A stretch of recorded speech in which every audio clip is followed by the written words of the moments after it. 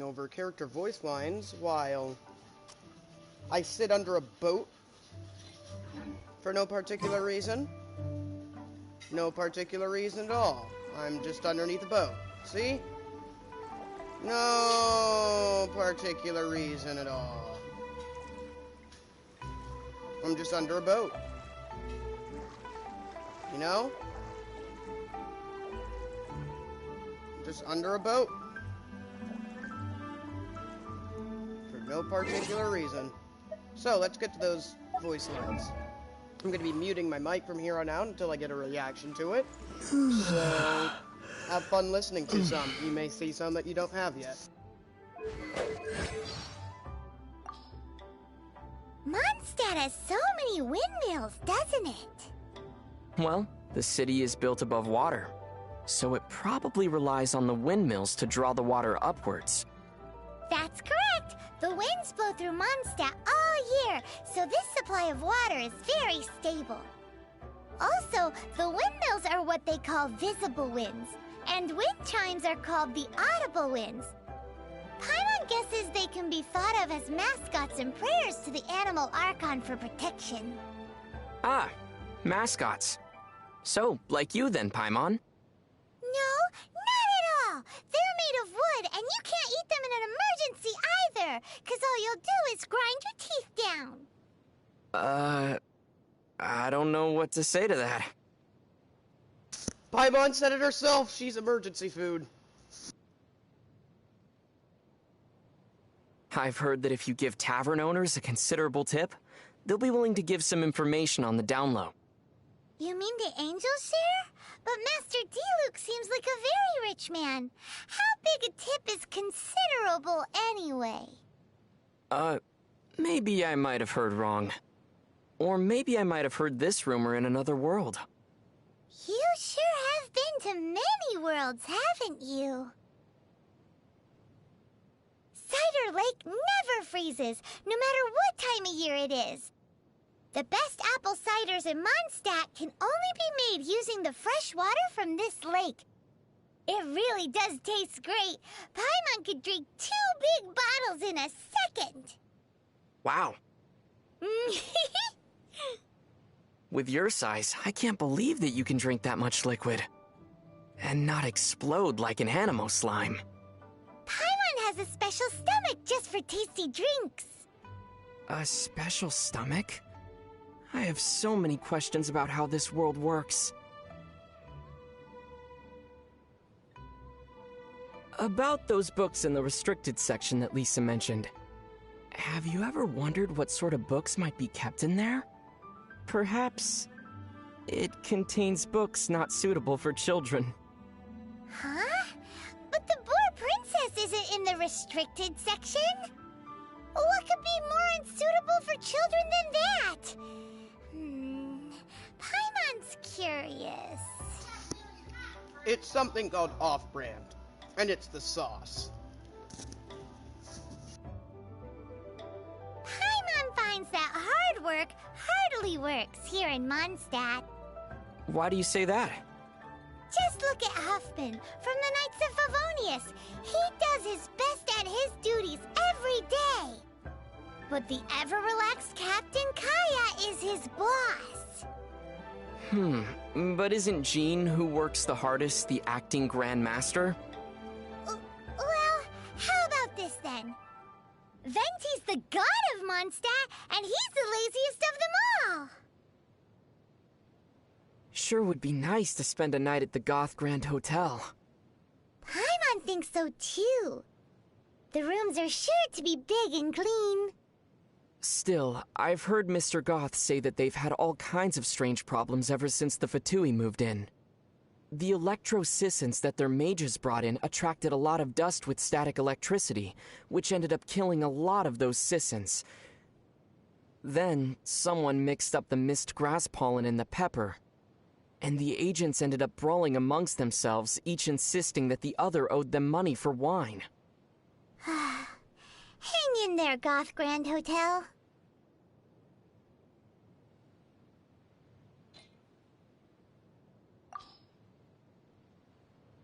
Everyone says that Mondstadt is the land of the wind, but I wonder which direction the seasonal winds come from. Why don't we ask Venti? He'll probably just dodge the question with a or something. True. The Animal Archon is just a tone-deaf bard. What does he know about the wind?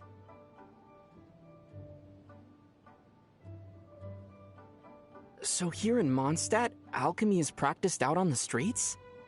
Is that so strange? In many of the worlds I've been to in the past, alchemy has always been a secretive art. Watching alchemy being practiced as a part of daily life is like being in a world where people have 3 stomachs. Paimon thinks only having one stomach is weird. Are you serious? What do you think? Tevat's day and night both seem particularly short. The skies here are full of stars, but they aren't the same as the ones seen from my home. I wonder if the fates of people from Tevat are also related to their constellations. Oh? Do you know how to read the stars too? That's amazing! Not a lot of people outside Sumeru can do it. Paimon's curious. Come on, do a reading for me, quick! The night sky pictured on Paimon's cape flows with the light of many stars, and also of the deep ocean. The movement of these stars tells me that in, say, 7 days...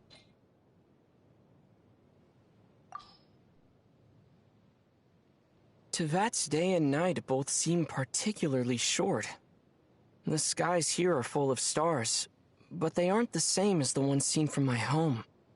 I wonder if the fates of people from Tevat are also related to their constellations. Oh? Do you know how to read the stars too? That's amazing! Not a lot of people outside Sumeru can do it.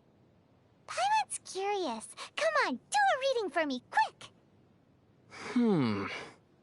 The night sky pictured on Paimon's cape flows with the light of many stars, and also of the deep ocean. The movement of these stars tells me that in, say, 7 days from now... In 7 days what? Something good or something bad might occur. Right. Your theory sounds as rock solid as a geo-slime. And about as brainy, too. On the way back to Mondstadt after rescuing Dvalin, we finally got to see one of the 7 Archons, didn't we? It was interesting to see what kind of god he was. Haven't we known Venti for quite a while now? As Venti, yes. But still, this was the first time that we got to see him as the Animal Archon Barbatos. Normally, he hides his true divinity behind the facade of a bard. What does freedom really mean when demanded of you by a god? That question that he asked Dvalin? I'm still contemplating that, you know? Mondstadt is full of wide plains and rolling hills. People say that when Barbatos made this land, he used the storm to flatten the cliffs and valleys. Still, it looks like he missed a few spots. Like Star Snatch Cliff? Exactly. On the map, it almost looks as if it was meant to be the apex of a vertical structure, but ended up at the wrong orientation. What's an apex? Paimon's heard that couplets are a traditional art form in Liyue. If you can write a line that works as a second half to one that someone else has written, you'll be well paid. But linking the couplet is hard, so it's not easy money. Not only does the rhythm need to match, but the meaning has to as well. Care to give an example? Wind rises, winds never churn. But the sea of clouds always return. Not bad. Let's not waste time here. We've got some money to make. There's a saying of Rex Lapis that's commonly used here in Liyue. Paimon thinks its rough meaning is, don't play with your money. It's because the first Mora were minted from his golden form and given to humans in trust. Kaya sure seems to enjoy playing with his money. And that's why you shouldn't learn from him. Well, as a child, I was taught not to play with my food. Yup. You've got to respect your food. What are you looking at Paimon for? Walk in 7 clockwise circles, then walk in 7 anti-clockwise circles. Then open your eyes. Are you sleepwalking? Nope. Paimon is just trying to see if that antique shop from Heart's Desire actually exists. Well, assuming that a shop in a story does exist, what would you like to buy, Paimon? A slime creator. Does such a thing even exist?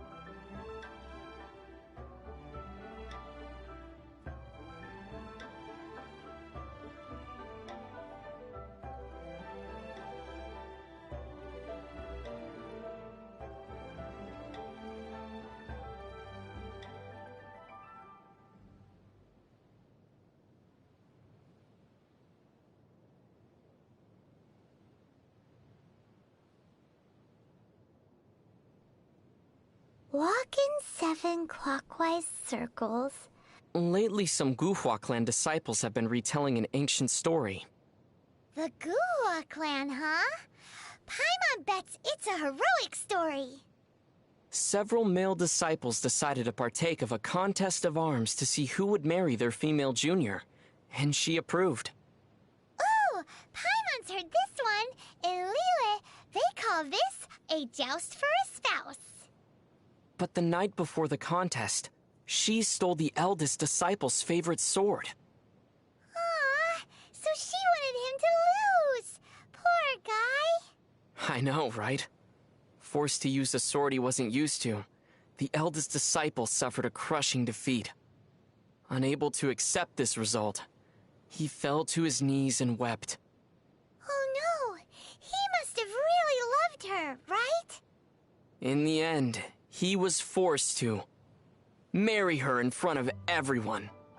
Wait, so the loser had to marry her? Did you know the reeds in Dihua Marsh are common materials used in making paper? The solid reed cores are used to make pens, while the hollow part is used to make flutes. It's all very sophisticated. Over the years, many heroes and swordsmen have also chosen Dihua Marsh as the location of their duels. The more reeds, the more elegant the place. But in places where the reeds are the thickest, the water can be quite deep.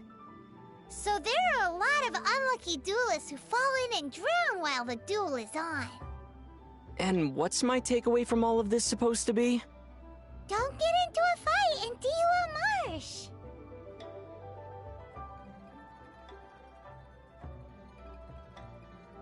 Paimon's heard that in Lille, people call the crane the gentleman bird.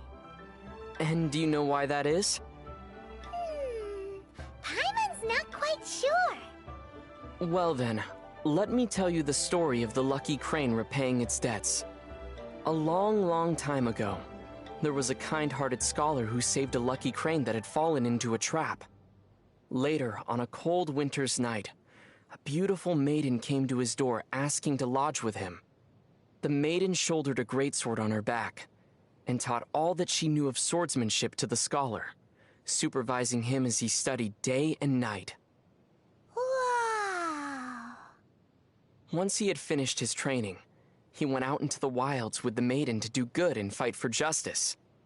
10 years later, the lucky crane took the form of a gentleman, and finally came to return the favor, but discovered the couple had already lived out a fortuitous life.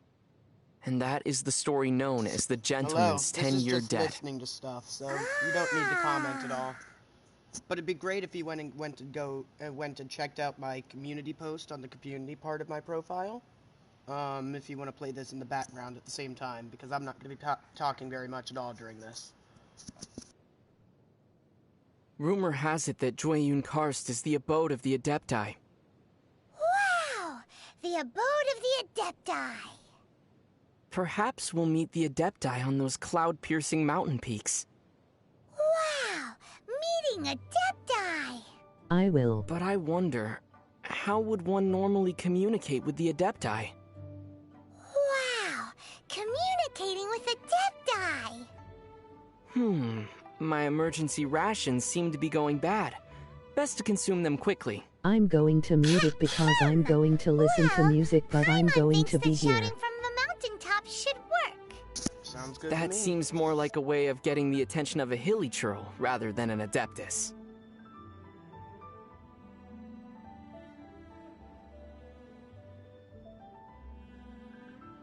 If you want to adventure together with Benny's adventure team, you have to come prepared. Domains are very dangerous, so you should always take care to double and triple check your supplies in advance.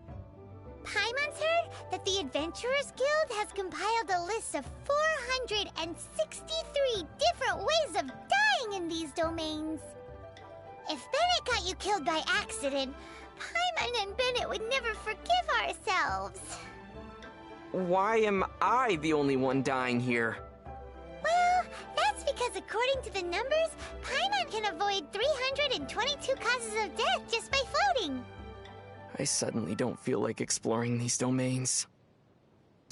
That one's funny. I've heard that Albert, being the leader of Barbara's fan club, sometimes gets bumps and bruises on purpose so he can go to the cathedral to see her.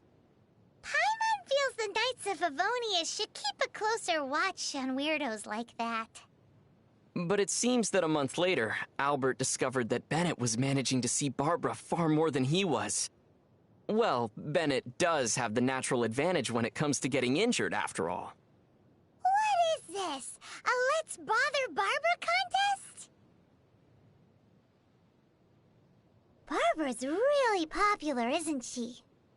Well, she is the idol of the people of Mondstadt. Come to think of it, Paimon doesn't really know what an idol is. It's an occupation in which one's work is to be cute, be well-loved, and earn a boatload of mora. Isn't that the same thing as being a mascot? That's one way to put it. Lisa and Amber feel a bit like sisters. Huh? Why's that? Amber often runs errands for Lisa. Older siblings asking their younger siblings to do things for them so that they can slack off is a rather common practice. But my sister and I are the same age, so we had to decide these things via rock, paper, scissors. Whoa! So doesn't that make you my younger brother? What do you mean? Well, since Paimon floats, you're the only one who can run any errands. Seriously?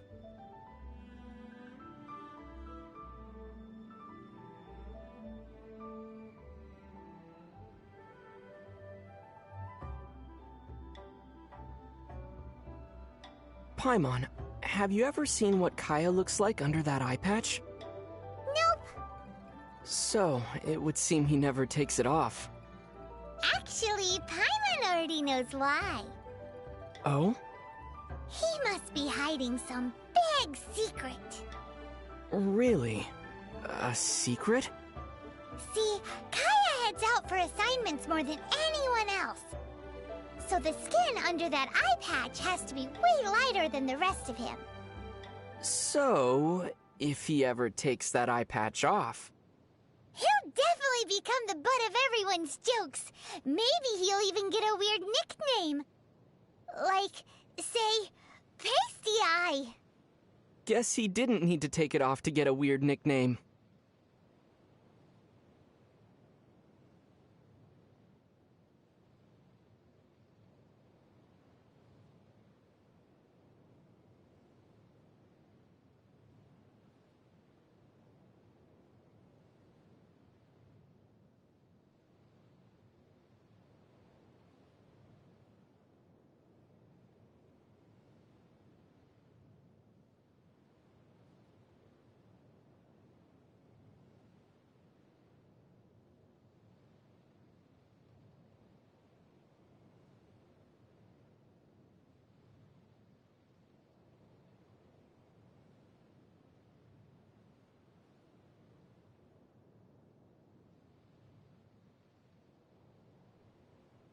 Strange.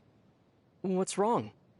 Diluc and Kaya are really alike, so why don't they get along? How are they alike again? Well, Kaya's the kind of guy who acts shady in the light of day, while Diluc is a shining beacon of justice in the dark of night. Don't you think that's kinda the same thing? I still don't see it.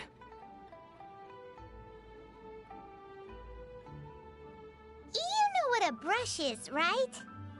Of course. Kinda like pens, but with animal hair at one end for calligraphy, right? That's correct. They say that finely made brushes sell for high prices among Liyue's merchants. So, would you like to make some too? Uh-huh. But wild wolves are too fierce, so we should use Razor's fur to make brushes instead. Razor's fur is all downy and soft. It'll definitely make great wolf fur brushes. We can make lots of more like this. Brushes made like that would conduct electricity. I'm not sure we could use them. Besides, Razor isn't a wolf, nor are wolf fur brushes made from actual wolf's fur. Huh? Why are they called wolf fur brushes then? Well, does Cider Lake look like it's full of cider to you? You have a point. It's time for Paimon's Little Life Tips. Little life tips? In Mondstadt, if there's something you can't fix, or there's something you can't get clean no matter what you do, if you ever run into something you can't handle yourself, you just need to shout this name into the skies. Noel! And everything that's troubling you will be swept away in an instant. So this is one of the tricks to living in Mondstadt. Pretty impressive.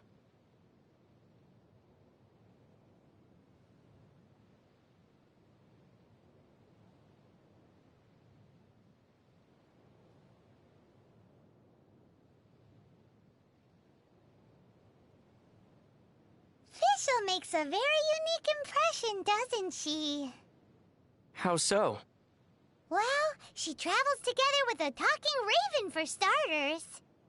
Well, I'm traveling with you. It's not all that different.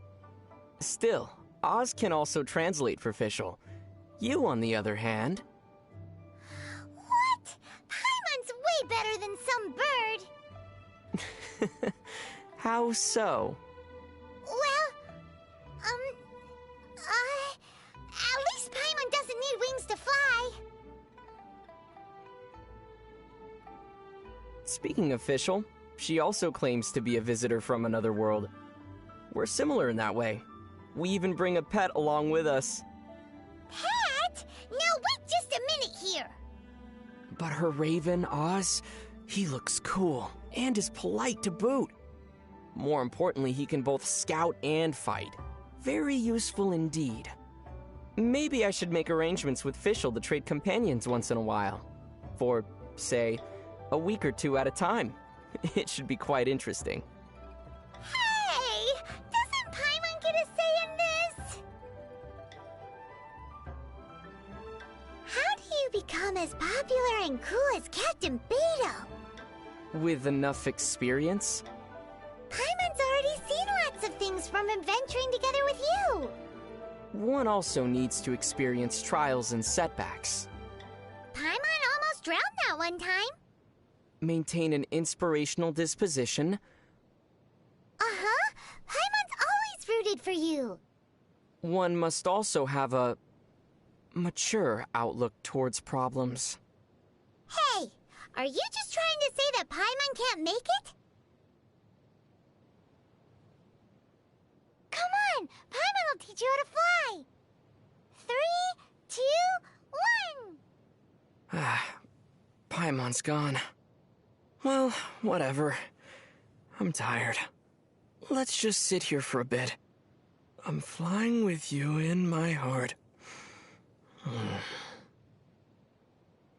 What sort of slime do you like the most? Pyro slimes, I suppose. You can feel their warmth just by getting close. That's something you'll need in the winter. That's very practical, as expected of a traveler. What about you, Paimon? Paimon likes them all. They're all very tasty. Tasty? Turning slimes into bubbly, lovely, jubbly meals is the Paimon special. Well then, I suppose that's one more thing I can eat before you become emergency rations, huh, Paimon? Paimon would rather not be on that list at all. Do you think that we're too harsh on the hilly churls? Well, sometimes we really do seem like children who just can't resist kicking the hornet's nest. I think we're doing more than just kicking it. The Sleeper tribe. The hilly churls sure have interesting tribe names. The Sleeper tribe will take any opportunity they can to take a nap.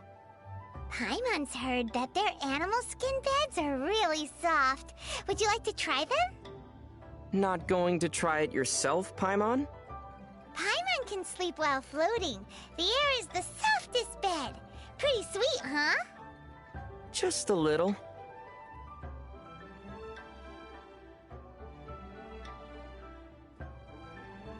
The Meaty tribe? These hilly churls pick the funniest names. The hilly churls of the Meaty tribe make regular sacrifices. The altars they build are really huge. What do they pray for? For meat to eat every day. It's an awesome wish, isn't it? I suppose I should have expected that answer. The Meaty tribe? These hilly churls... The Eclipse tribe. So the hilly churls have normal-sounding tribe names like these too. The hilly churls of the Eclipse tribe are really mysterious. All the hilly churls of that tribe can draw an eclipse symbol. But rumor has it that only the Dada Sama churl of the Eclipse tribe knows why the eclipse symbol is so revered within their tribe. An eclipse symbol. Did you say something? I was asking you what sort of soup you'd like to have tonight. Can't stop thinking about food, huh? Seems like you'd be more at home in the Meaty tribe than the Eclipse tribe. But anyway, Paimon wants boar soup. Thanks!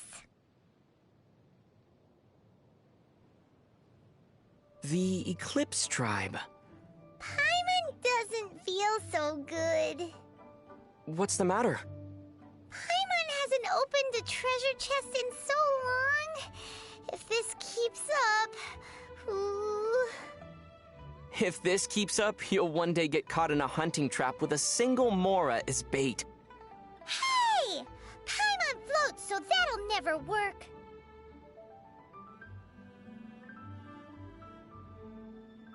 Wow, we've really had a lot of good food recently, haven't we? You know what they say, have food, will travel. Won't you be unable to fly if you get fat? Nope, Paimon never gets fat. So Paimon demands more food. Ever eating, but never growing. Don't you fail as emergency rations then? Yeah. Well, it sure doesn't look like you have any other candidates.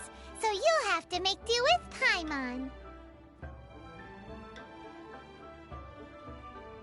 Wow, we've really had a lot of good food recently, haven't we?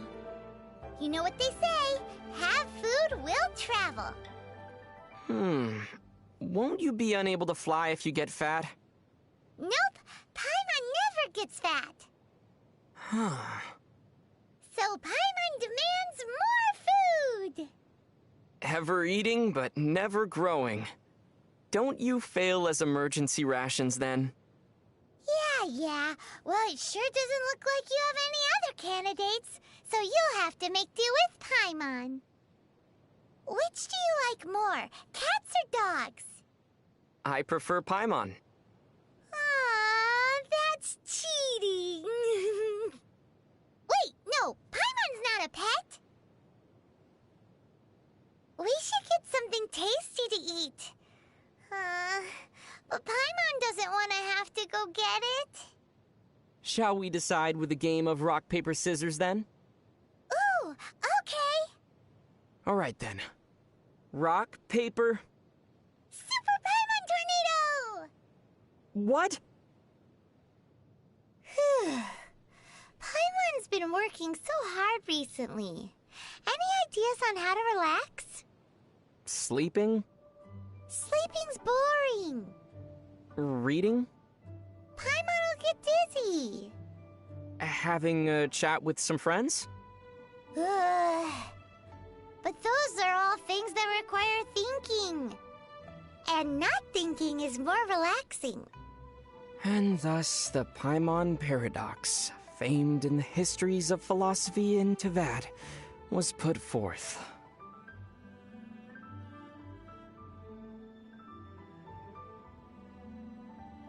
Liyue's cuisine is very different from that of Mondstadt.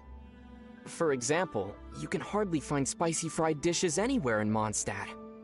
That's why they say climate creates cuisine, you know? But wait, why do all of Tevat's slimes taste the same then? That's because you only know one way of cooking them.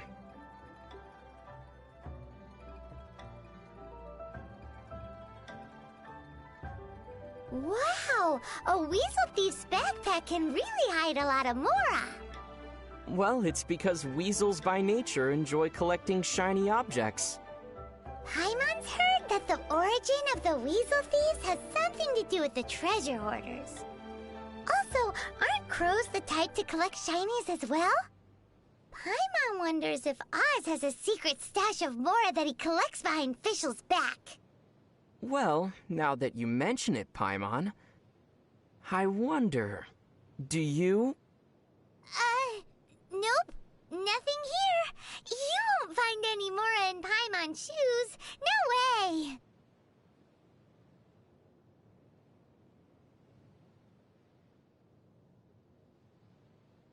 Paimon, have you ever read Vera's Melancholy before? Well, it sure sounds familiar. That book's pretty popular, and I've heard that the author made a tidy sum off of it. Paimon would love to make lots and lots of Mora. It's decided then. Paimon will write an adventure story as well. A Tale of Adventure by Paimon? Correct. It'll be a story in which the brave traveler defeats the dragon, saves the world, and then sits down with his reliable companion for 10 servings of sticky honey roast. 10? Uh-huh. A happy ending attracts the readers after all. It's decided then. We'll call it Paimon's Happiness. Wait, what?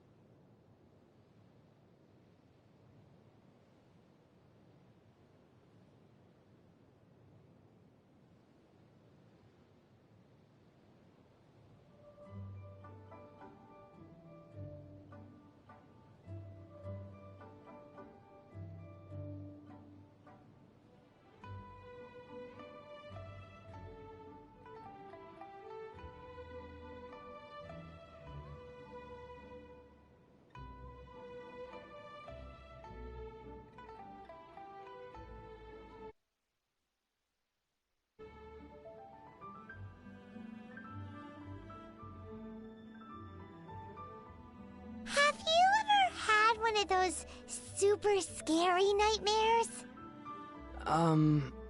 I've dreamed of falling through endless darkness without a wind glider. I've also dreamed of my sister walking away from me while I'm unable to catch up to her no matter how fast I run. She tells me that I've come too late. Oh, yours are quite different from the ones that Paimon's had. Paimon's scariest dream was being eaten by a super giant slime.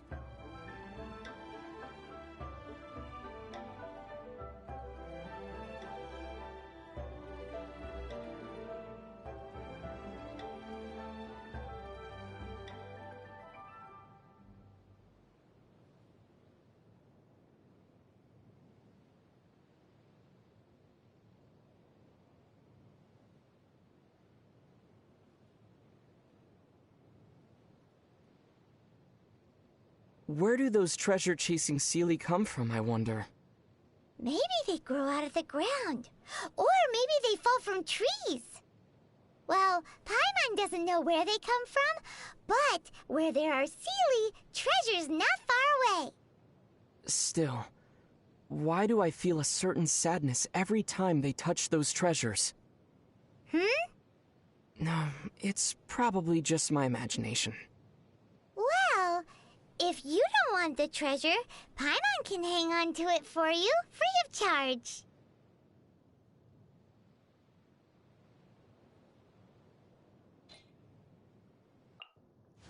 What else to do? What else to do?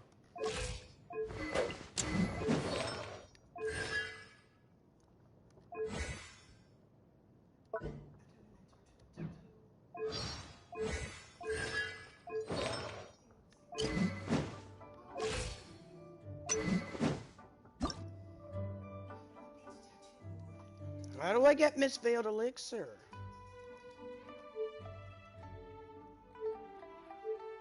Do I have a Favonius Greatsword on me? I do.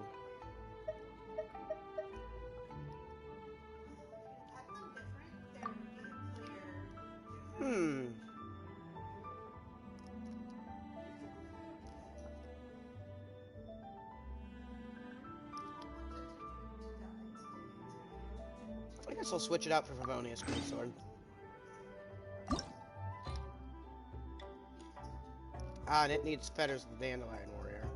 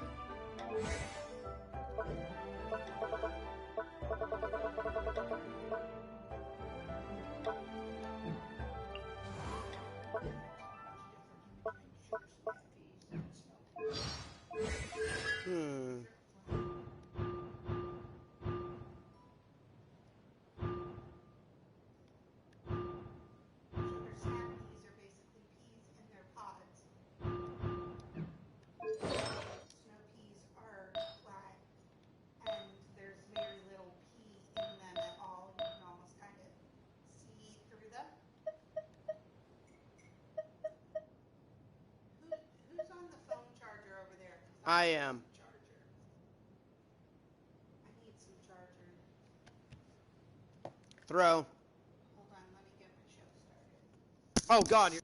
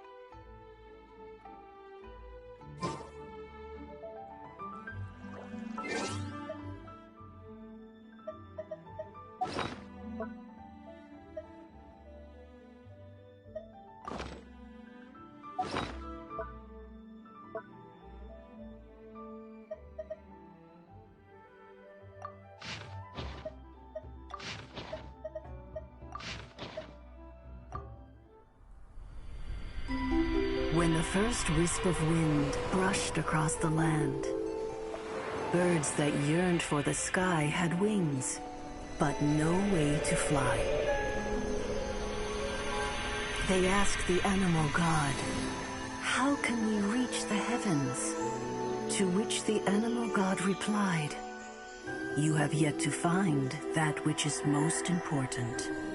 As the god spoke, the wind thrust the seeds of a dandelion high into the sky.